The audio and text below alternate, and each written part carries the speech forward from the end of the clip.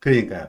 그래서 어제 제가 이제 그 우리 각근 전술 이 얘기가 나와서 저도 이제 이게 희미해졌어요. 그 각근 전술 이전에 알고 있다. 그래서 제가 다시 한번 찾아봤습니다. 이거를 김일성이 이 각근 전술이라는 용어를 최초로 쓴 게 1969년인데 어디서 썼느냐?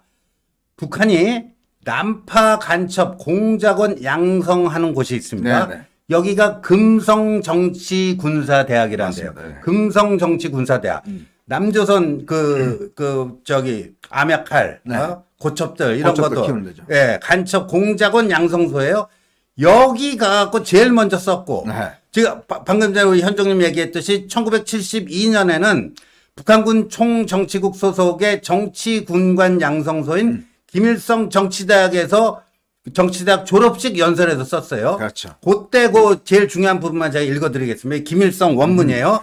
남조선 정권은 미국과 일본이라는 두 개의 끈에 의해 유지되고 있다.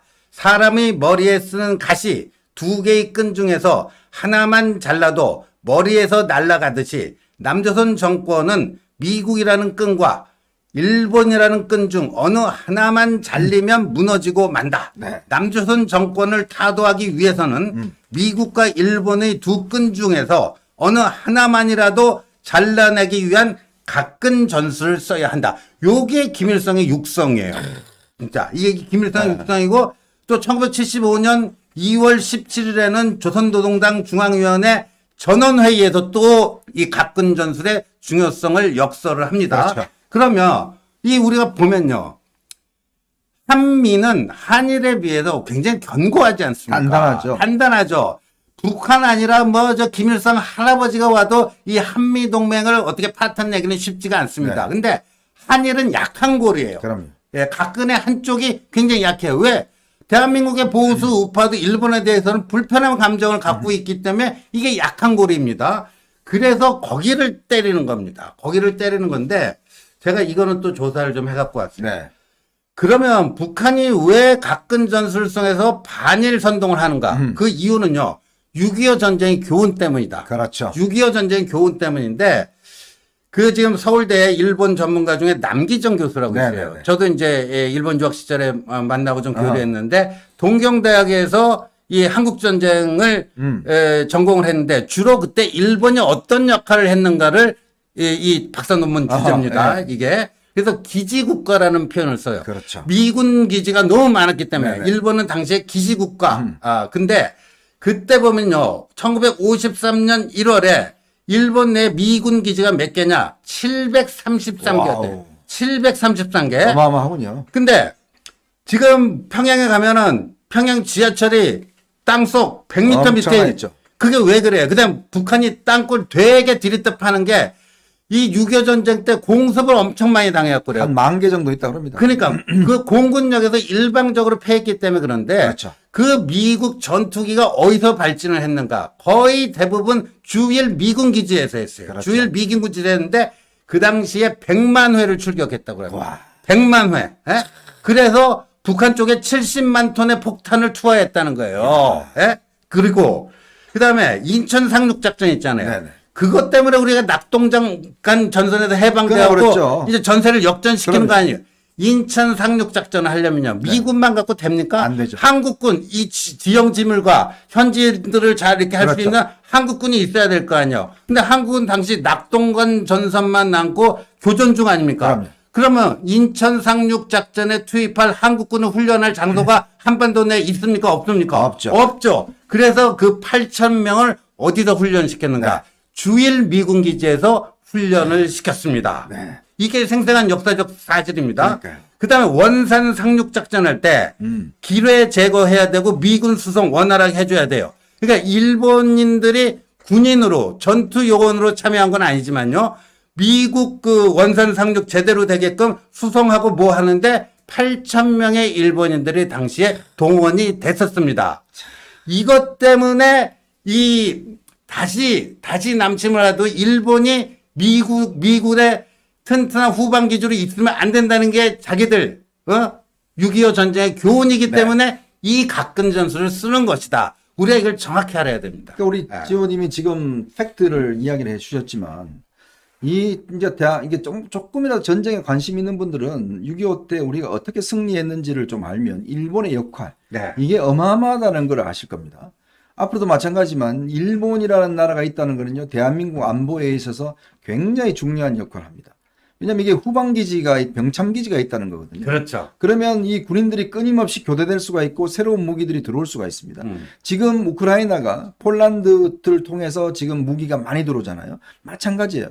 그 고립을 끊어버리면 우크라이나는 그냥 죽습니다. 그렇죠. 그게 전쟁에서 지정학적 위치가 굉장히 중요한 거고, 오키나와가 왜 대만과 인접해 있는가, 그것도 마찬가지입니다. 네. 그런 어떤 지정학적 위치에서 우리가 일본이 가지고 있는 유리한 지점들이 있어요. 그렇다면 앞으로 예를 들어서 대한민국이 위기에 처했을 때 그럼 일본 도움 안 받고 우리가 살아날 수 있습니까? 그렇죠. 없습니다. 그리고 지금 구한말 자꾸 이야기를 하는데요. 여러분 한번 냉정하게 한번 생각해 보십시오. 우리가 일본한테 식민지가 됐지 않습니까? 전쟁에 일이 났습니까? 네. 그냥 우리가 그냥 갖다 바친 거예요. 음. 고종이 있으면 뒤에 내부적으로 그냥 우리 스스로가 그냥 멸망한 겁니다. 우리 네. 지도부들이 부패하고 우리 왕조가 부패하고 결국 힘이 없기 때문에 군대도 없었습니다. 그렇죠. 그래서 그냥 우리 갖다 바친 거예요. 그거를 명확히 알아야 됩니다.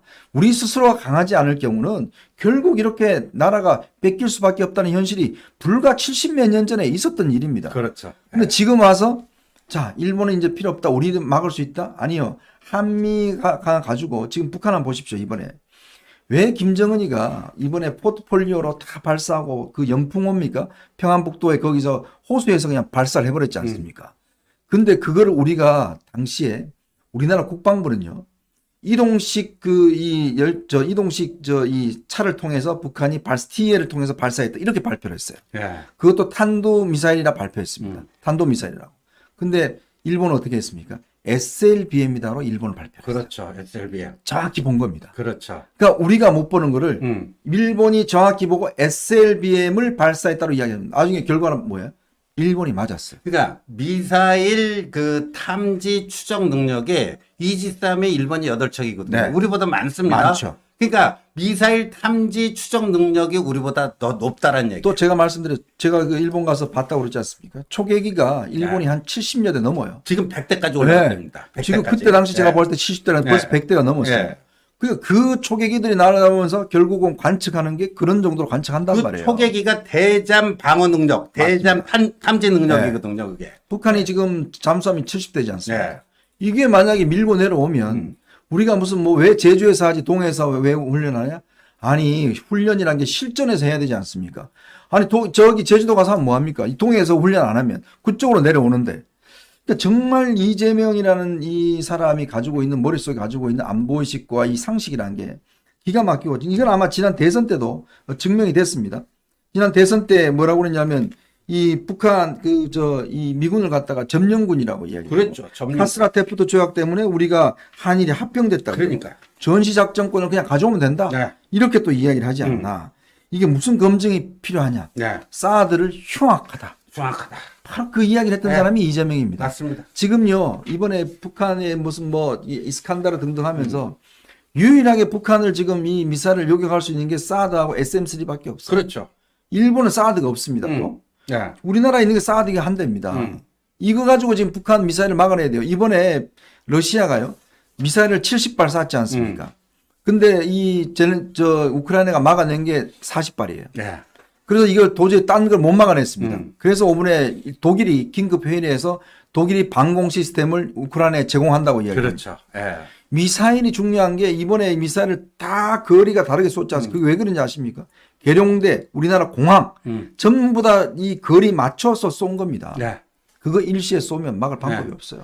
그래서 우리 또 선생님들 또 자세하게 분석해 주셨는데 어제도 우리가 얘기했듯이 이제 이재명의 북한의 김일성과 똑같은 이 가끔 전술에 우리가 현혹돼서는 안 되고 6.25 때 일본이란 곳이 한국 방어를 위해서 자유수호를 위해서 그죠? 자유 대한민국을 위해서 일본이라는 이 병창기지가 어떻게 활용이 됐는지도 우리가 정확히 역사적 사실을 자각을 하고 그래서 북한의 저 말도 안 되는 도발에 대해서 대북 굴종을 할 것인지 아니면 정당한 응전을 할 것인지 바로 그거 자유수호를 위한 응전을 할 것인지 그래서 영국의 처칠 수상처럼 그 2차 세계대전을 이겨낼 것인지 히틀러의 위장평화 공세에 헬렐레하고 큰 잘못을 범했던 체인벌린 꼴이 날 것인지 우리는 항상 그걸 가지고 꾸준히 우리는 국민들을 저기를 해야 됩니다. 네. 이 요약의 말문이면 제가 몇 가지 어록만 한번 소개해 드리겠습니다. 지금 이미 북한이 이제 이번에 7차 핵실험을 60cm 크기의 그 소형 핵탄두를 실험한다라고 이미 알려져 있습니다. 한 요 정도 되는 거죠. 요거는 이제 미사일에 장착할 수가 있는 겁니다. 이제 소형 핵폭탄을 그런 식으로 이제 미사일에 장착하는 핵실험을 이번에 한다라고 하는데요. 자, 김대중 대통령은 뭐라고 그러냐면 북은 핵을 개발한 적도 없고 능력도 없다라고 이야기했습니다. 노무현 대통령이 뭐라고 했습니까? 북은 반드시 핵 포기를 할 것이다. 그리고 자유형이다. 자유형이다. 네, 문재인은 뭐라고 했습니까? 김정은의 비핵화 의지가 분명하다. 이렇게 이야기했습니다. 그런데 오늘 파이낸스 타임스가 이렇게 기사를 썼습니다. North Korea has already won. 노스 코리아가 이미 이겼다. 이미 이겼다. 이겼다고 파이낸스 타임스가 오늘 기사로 이야기를 했습니다. 즉 그동안 우리가 비핵화 이야기를 할 때 결국 이 북한이 다 이겨버린 게임이었다라고 이미 외신들은 이야기를 하고 있습니다. 2012년도에 돌아가신 노회찬 전 의원도 이런 이야기를 했습니다. 네. 우리나라랑 일본이랑 사이가 안 좋아서 외계인이 침공하면 힘을 합해야 하지 않겠습니까? 라고 이야기를 한 적이 있어요. 자, 노회찬 전 의원도 이런 이야기를 했습니다. 그런데 지금 이재명은 뭐라고 그러고 있습니까? 무슨 소리예요? 일본하고 싸워야지. 네. 이렇게 이야기하고 있습니다. 과연 이 사람이 대한민국을 지킬 자격과 인식과 능력이 있습니까? 있나? 그걸 한번 제가 묻고 싶으면서 이 주제는 여기서 마무리를 하겠습니다. 네.